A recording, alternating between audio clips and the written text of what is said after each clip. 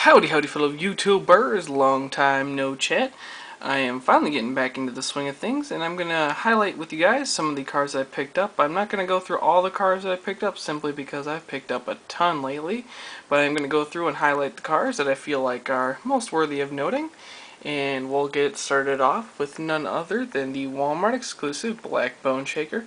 Found this probably a couple weeks ago, and they're still hitting store shelves now at Walmart, so if you're still looking for one of these, keep your eyes out.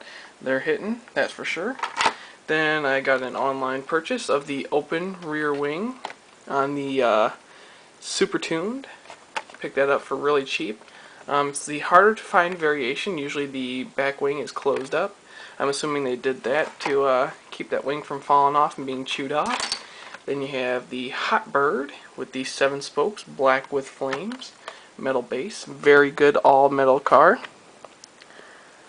Oh yeah, solid.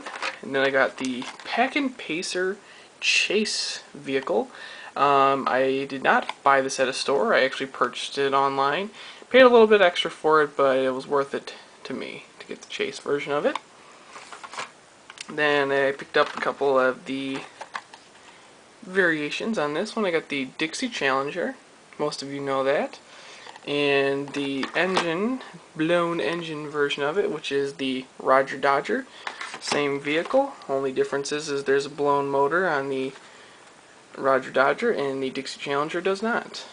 Simple difference, but all in all, pretty cool. Then I got a couple of Corvettes, the Custom Corvette, collector number 200.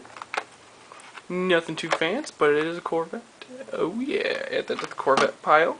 And then one that I've been looking to get for quite some time. I had this car from my childhood and have been looking to get one carded for a good long time. And I've been looking to get a specific version.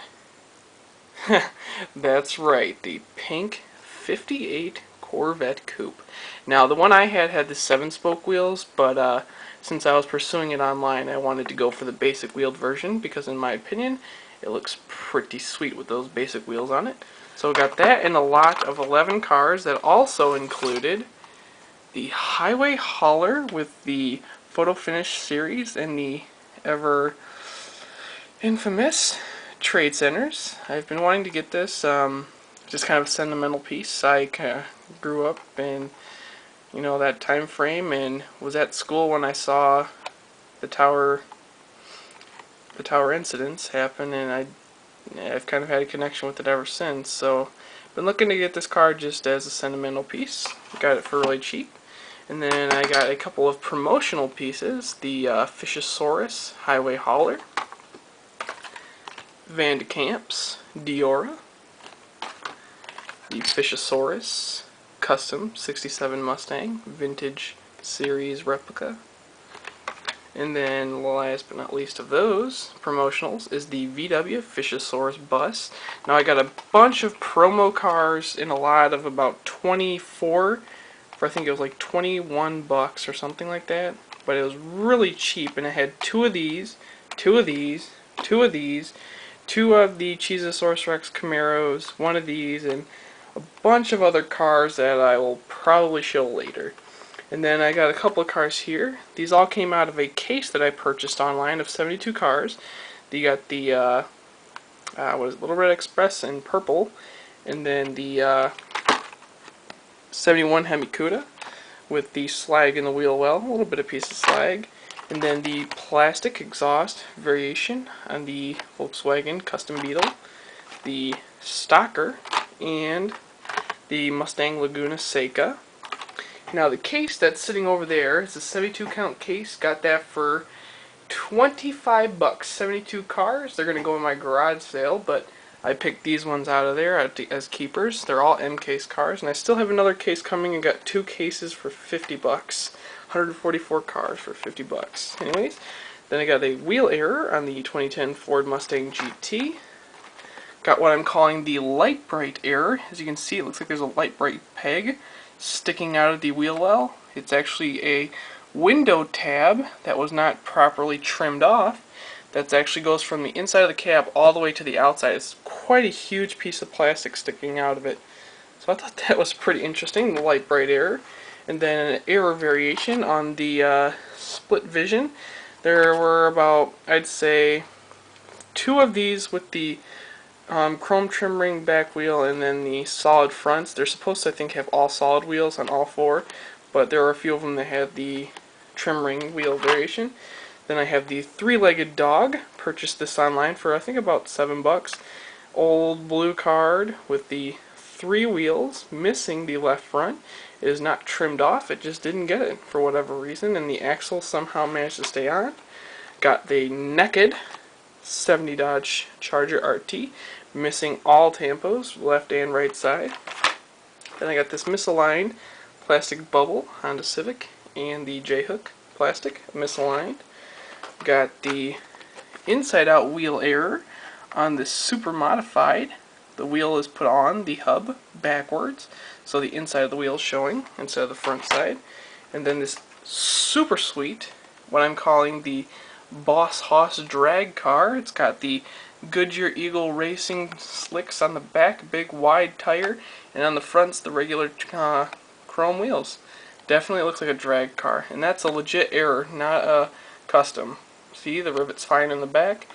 No tampering. This thing's a legit error. And I don't even know what that wheel came from, to be honest, because nothing's been released with the wide Goodyear racing wheels in quite some time that I know of. Then I picked up for, I think it was $9 because of combined shipping. These 2 are shipped together. Got this for $9. It is the Super Treasure Hunt OCC Splitback. Been looking to get this for quite a while because it's one of the first examples of a rear rider rear tire on a mainline car, so I thought that was pretty sweet. Picked that up for $9. And then I also picked up for, I think it was $11, the 63 T-Bird Super Treasure Hunt. Yes, I did have one of these at one point in time. I traded it to none other than Seth the Master, Mr. Sensitivity. The one I traded to him was missing the steering wheel, and even though I am an error collector, for some reason that didn't appeal to me.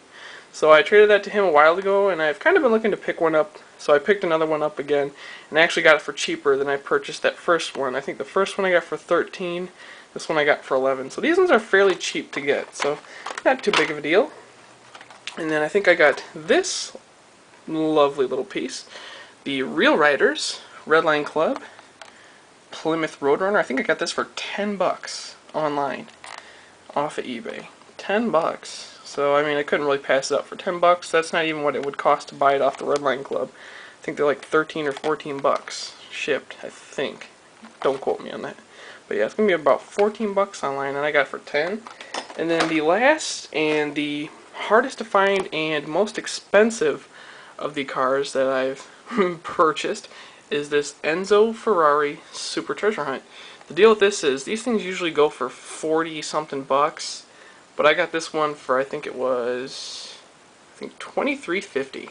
And the reason it went for $23.50 is there's a small crease on the top of the card. Other than that, the card's pretty much mint. There's not any other damage to it other than that one spot. So for one little crease, this thing's worth half as much.